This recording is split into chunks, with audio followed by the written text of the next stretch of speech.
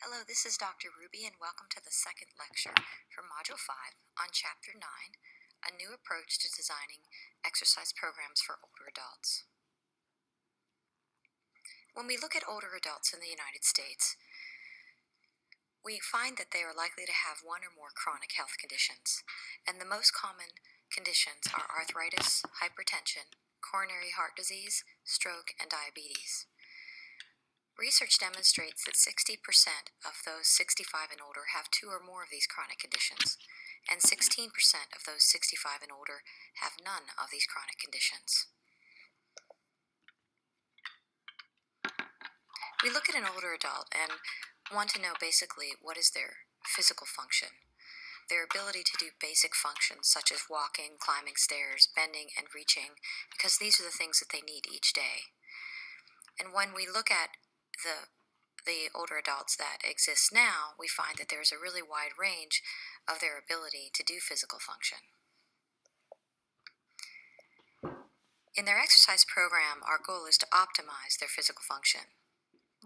What we find is that accumulated impairments can lead to limitations in physical functioning or disability.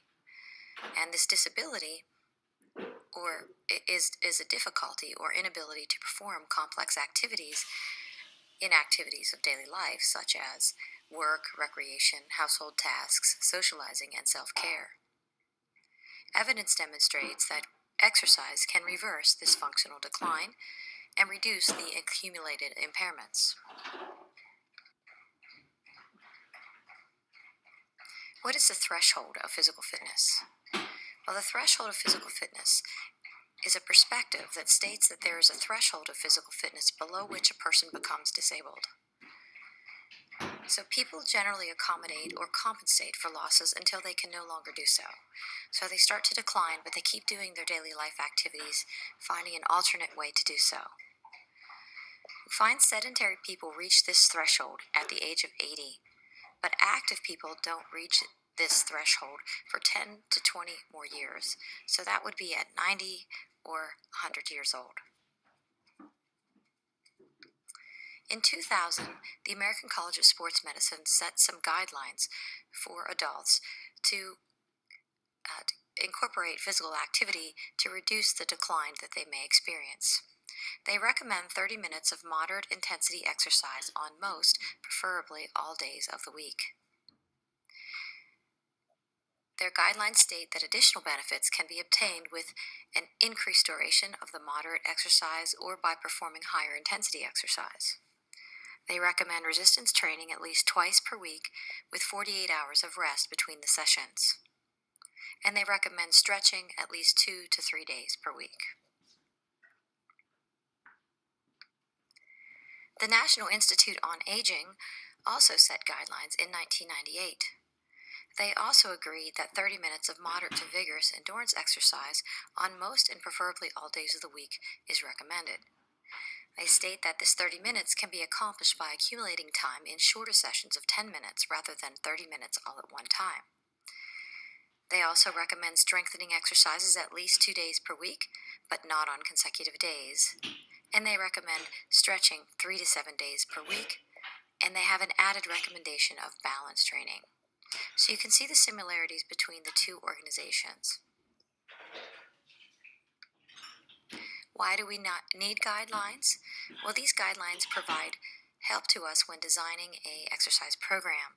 They are evidence-based recommendations, so they're based on research. They give us different exercise options, and they recommend safe practices so that older adults can find a program that they can actually achieve and not be injured in. It is important when we work with an older adult that we produce overload. For any tissue or organ to improve its function, it must be exposed to a load to which it is not accustomed. So we can't make the exercise so easy that they're not challenged. There has to be some challenge. And the load can be progressively increased by manipulating the type of exercise rather than just the load.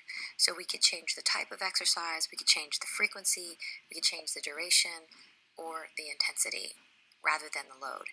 So sometimes if clients have arthritis or other conditions, we may not be able to do it in our traditional sense of actually increasing the weight that they're using.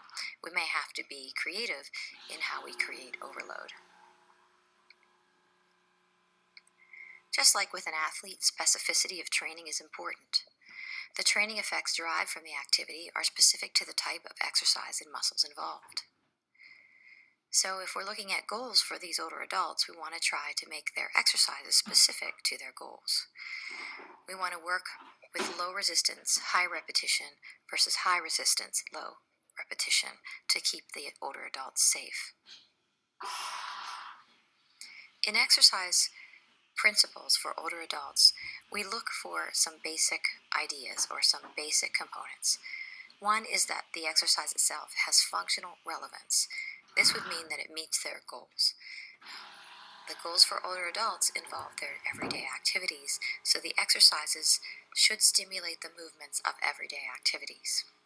Things like getting in and out of a chair, bending to pick up things from the floor, getting up and down from the floor, getting up and down stairs. These are important movements for older adults, being able to carry the things that they need to around their home, carrying a laundry basket, being able to pick up a stack of dishes, being able to open a jar. These are important activities, and our exercise programs should help them do these functional activities.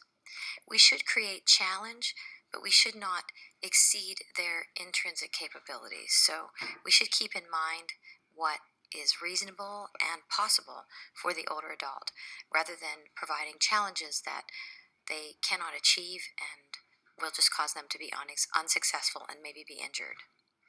Lastly, we need to provide accommodation. We need to perform exercises to the best of their abilities, but never push to overexertion or pain. We need to be willing to modify an exercise to accept a lesser challenge so that the client can still perform an activity and not get hurt or be over-challenged. This concludes the lectures for Module 5.